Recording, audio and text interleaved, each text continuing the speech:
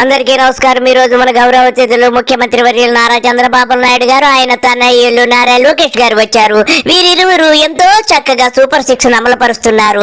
అన్ని విషయాలు మనతో షేర్ చేసుకోవడానికి ఇద్దరు వస్తున్నారు. ముందుగా మన చిన్నబాబు గారు వస్తున్నారు. సూపర్ 6 ఎంత చక్కగా అమలు పరుస్తున్నారో అన్ని విషయాలు చెబుతారు. చెప్పండి చిన్నబాబు గారు. అమ్మా, అదో ప్రాసెస్ ప్రకారం మేము వెళ్ళాలి, అర్హులందరికి అందించాలని లక్ష్యంతో పెట్టుకుంటున్నాం. అమ్మా, it is a process. You need to allow me to do my process. అంతేగాని అందరికి ఒకే తోరు చేయాలంటే కూడా మాకు కూడా ఆర్థిక కష్టాలు ఉన్నాయి. మేము అన్ని బేరీ చేసుకుని చేయాలమ్మా. We will do it. చిన్నబాబు గారు, మీకు కష్టాలు ఉన్నాయా? మీకు కష్టాలు ఎందుకుంటాయి చిన్నబాబు గారు?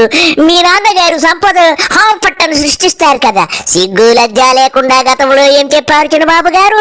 ఎన్నికల ముందు మేము అధికారంలోకి వస్తాను, అన్ని అమలు పరుస్తానన్నావు. సూపర్ 6 అన్నావు, తోటకూర అన్నావు, నిరుద్యోగ భృతి అన్నావు, పంగనామాలు పెట్టావు. ఇప్పుడేమో ఇలాగ సిగ్గు లజ్జ విడిచిపెట్టి మాట్లాడుతున్నావు. నీ బాబు అదే చంద్రబాబు గారు వచ్చారు. ఆయన ఏదో చెప్పాలని ముచ్చట పడుతున్నారు. చెప్పండి చంద్రబాబు గారు. ఒక పక్క సూపర్ 6 సంక్షేమ కార్యక్రమాలు, ఇంకో పక్క చూస్తే ఖాళీ ఖజానా. ఎతికినా కూడా డబ్బులు దొరికే పరిస్థితి లేదు. అప్పు కావాలంటే ఇచ్చేవాళ్ళు కూడా లేరు. ఒక పక్కన అప్పులు చేయడానికి అవకాశం కూడా లేదు.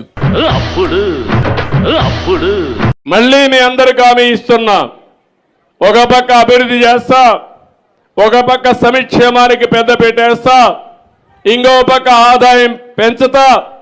పెంచిన ఆదాయం ఈ పేదవాళ్లకు పంచే బాధ్యత నాదని మరొకసారి మీ అందరికి హామీ ఇస్తూ,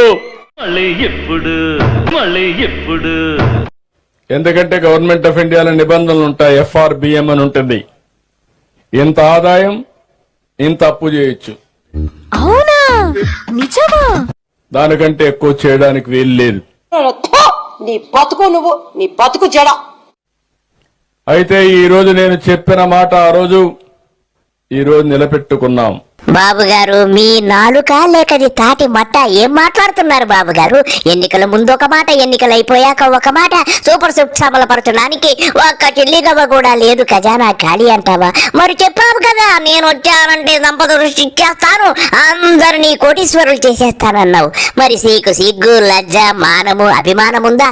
నువ్వు కోటీశ్వరుడు అవుతావు, నీ బెళ్ళం కోటీశ్వరుడు అవుతుంది, నీ కొడుకు కోటీశ్వరుడు అవుతాడు. గాని రాష్ట్ర ప్రజలు ఎలాగవుతారు బాబు గారు కోటీశ్వరులు? మీరు సిగ్గు లజ్జ అన్ని పూర్తిగా విడిచిపెట్టేశారు బాబు గారు.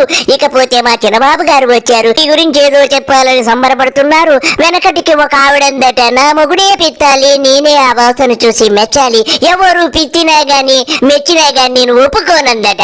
అలాగుంది మా చిన్నబాబు గారు. వాళ్ళ నాన్నగారు గురించి, ఆయన గొప్పతనాల గురించి ఏదో చెప్పాలని సొల్లు మాటలు ఉత్సాహపడుతున్నారు.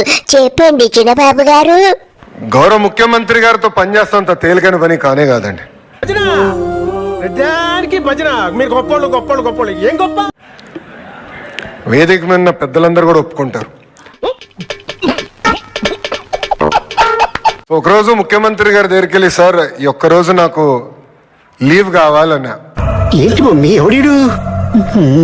చిన్నబాబు గారు, నాన్నగారిని మీరేం అడుగుంటారో చెప్పమంటారా? నాన్నారు నేను ఆస్ట్రేలియా వెళ్ళి గతంలో చేసిన క్రీడలన్నీ కూడా సరదాగా చేసుకుని వచ్చాను నాన్నగారు. నా గత స్మృతులన్నీ కూడా ఒకసారి గుర్తొస్తున్నాయి. ప్లీజ్ నాన్నారు, నేను ఆస్ట్రేలియా వెళ్తానని అడుగుంటారు. అంతే కదా చిన్నబాబు గారు? ఎందుకు అని అడిగారు. సార్, దేవాంశ్కి నేను హామీ ఇచ్చాను, పేరెంట్ టీచర్ మీటింగ్ నేను అటెండ్ అవుతానని. సో తప్పనిసరిగా నేను వెళ్లాల్సి వస్తుందని చెప్పాను. బాబు గారు, ఈ రాష్ట్ర ప్రజలకి ఇదేమి కర్మ బాబు గారు? ఒకరినొకరు ఇలా పొగిడేసుకుంటుంటే ఒళ్ళంతా దద్దరులు వచ్చేస్తున్నాయి బాబు గారు. ఇకపోతే చిన్నబాబు గారు, మీరు అబద్ధాలు, చక్కటి అబద్ధాలు తీయగా చెప్పారని తెలిసింది నాకు. మీ తీయటి అబద్ధాలు ఒక్కసారి మా యొక్క వీక్షకులందరికీ కొంచెం వినిపించండి ప్లీజ్. అబద్ధం తీయగా ఉంటుంది, నిజం కొంచెం చేదుగా ఉంటుంది. నేను నిజం చెప్పేవాడిని. చిన్నబాబు గారు, నువ్వు నీ బాబు ఎప్పుడైనా ఒక్క నిజం చెప్పారా జీవితంలో? మీ బ్రతుకులో ఒక్క నిజము చెప్పిన పాపాన్న పోలేదు. ఈ ప్రజలందరూ గమనిస్తున్నారు. మీకు పోవు కాలము దగ్గర పడింది. చిన్నబాబు గారు, ఇకపోతే జాబ్ క్యాలెండర్ ప్రకటిస్తారని ఎన్నికల ముందు సొల్లంతా కార్చారు కదా. ఇప్పటికి ఎన్నిసార్లు ప్రకటించారు కొంచెం చెప్పండి చిన్నబాబు గారు. తెలుగుదేశం పార్టీ అధికారంలోకి వచ్చిన మొదటి సంవత్సరం అంటే 2025 జనవరి నాడు జాబ్ క్యాలెండర్ మేము ప్రకటిస్తాం. తెలుగుదేశం పార్టీ అధికారంలోకి వచ్చిన మొదటి సంవత్సరం అంటే 2025 జనవరి నాడు జాబ్ క్యాలెండర్ మేము ప్రకటిస్తాం. అబద్ధం తీయగా ఉంటుంది, నిజం కొంచెం చేదుగా ఉంటుంది. నేను నిజం చెప్పేవాడిని. చిన్నబాబు, నువ్వు చెప్పినట్టే అబద్ధాలు ఎంతో తీయగా ఉంటాయి. ఆ తీయదనంతో ప్రజలంతా ఓట్లు వేశారు. వారికి మీరందరూ పంగనామాలు పెట్టావు. ఒక్క జాబన్నా ఇచ్చావురా చిన్నబాబు. నీ బతుకు చెడతో నీ బతుకు చెడ. ఎన్ని ఉద్యోగాలు, ఎప్పుడు ఎగ్జామ్లు అవుతాయి, ఎప్పుడు ఇంటర్వ్యూలు అవుతాయి, ఎప్పుడు ఆఫర్ లెటర్ వస్తుంది, చాలా స్పష్టంగా జనవరి 1, 2025 మేము ఇస్తాం. సో ప్రభుత్వ ఉద్యోగంలో ప్రతి సంవత్సరం జాబ్ క్యాలెండర్ మేము ప్రకటిస్తాం. నీ బతుకు నువ్వు, నీ బతుకు జడ. ఇకపోతే చిన్నబాబు గారిలో ఎన్నో మార్పులు వచ్చాయి. ఈ మధ్య డిసెంబర్ 27వ తారీఖున చిన్నబాబు గారు వారి డాడీ అదే చంద్రబాబు మీద అలిగాడట. నాన్నారు మీరు దిగిపోండి సీఎంగా, నేనే సీఎంగా ఉంటాను 1వ తేదీ నుంచి, మీరు దిగిపోండి డాడీ అంటే నాన్నగారికి కోపం వచ్చి తిట్టారంట. అందుకు మా చిన్నబాబు అలిగి ఎక్కడికో తెలియని బాలీ దీవుల్లోనో బోలీ దీవుల్లోనో పడుకున్నారట. ఆ తరువాత చిన్నబాబు గారు నాన్నగారి మీద ఎన్నో పరుష పదాలు మాట్లాడారు. చెప్పండి చిన్నబాబు. ఈ రోజు నేను నెల్లూరు సిటీలో ఉద్యోగాలు దొరక్క ఫ్యాన్ కి ఉరేసుకుని ఆత్మహత్య చేసుకున్నాడు. యువశక్తి ఏంటో మీ అందరికీ తొందరలో తెలియబోతుంది. ఈరోజు ఆంధ్ర రాష్ట్ర వ్యాప్తంగా ఉద్యోగాలు లేక యువకులు ఆందోళన చెందుతున్నారు. ఆయన ముఖ్యమంత్రి అయిన వెంటనే 2,30,000 ప్రభుత్వ ఉద్యోగాలు భర్తీ చేస్తానని హామీ ఇచ్చారు. అవునా కాదా అని మొన్న మీరు ఏం చేశారు?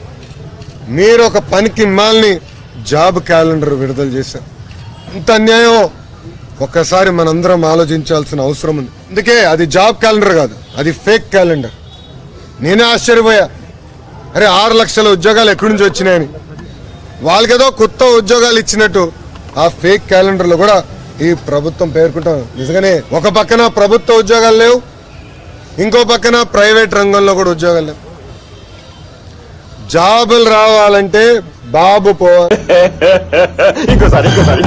జాబులు రావాలంటే బాబు చిన్నబాబు గారు, మీరు మీ బాబు ఉన్నంత కాలం ఎవరికి ఉద్యోగం ఉండదు, అందరూ అడుక్కు తినటం ఖాయం.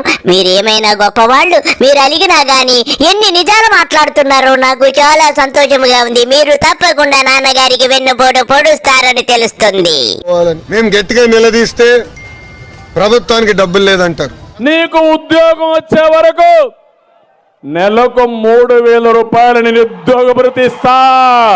యువ గళం కింద 3,000 రూపాయలు నిరుద్యోగ భృతి ఇస్తా తమ్ముళ్ళు. అయితే ఆర్థిక వ్యవస్థ చాలా ఇబ్బందికరంగా ఉంది. ఇంకా డబ్బులు లేవు. దక్షిణ భారతదేశంలో అన్ఎంప్లాయ్మెంట్ రేట్లో ఆంధ్ర రాష్ట్రం ఈరోజు అగ్రస్థానంలో నిలబడుతుంది. నిజంగానే చాలా చాలా బాధేస్తుంది. 300 మంది యువకులు ఆత్మహత్య చేసుకుంటే ముఖ్యమంత్రి గారు మనసు కదిలే పరిస్థితి లేదు.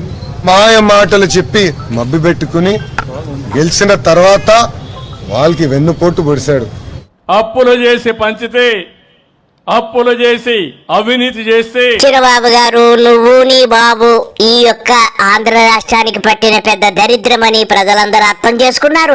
నువ్వు మాత్రం నాకు ఒకటే అర్థమవుతుంది, నీ బాబు అదే చంద్రబాబుకు వెన్నుపోటు పొడవడము ఖాయముగా అనిపిస్తుంది. చిన్నబాబు, ఎందుకు మీరు భయపడుతున్నారు?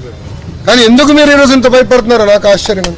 చిన్నబాబు గారు, రాష్ట్ర ప్రజలు భయపడకేం చేస్తారు చిన్నబాబు గారు? మీరు గూండాలు, రౌడీ షీటర్లు అన్నీ మీరే కదా చిన్నబాబు గారు. నువ్వు, నీ ఎమ్మెల్యేలు, నీ బాబు అందరూ కూడా గూండాలే కదా. భయపడక చేస్తారా? అయినా మీరు ధైర్యం చెప్పినా గానీ నాకు ధైర్యం సరిపోవడం లేదు. మీరే పెద్ద గూండా కదా.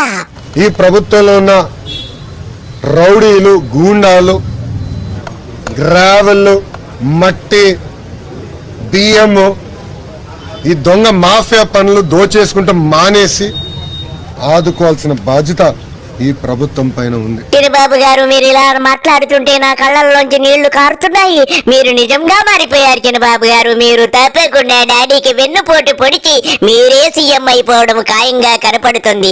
ఈ ప్రభుత్వాన్ని ఇలా విమర్శిస్తున్నారంటే తప్పకుండా డాడీకి వెన్నుపోటు పొడుస్తారు. అందరికీ నమస్కారము, బాయ్.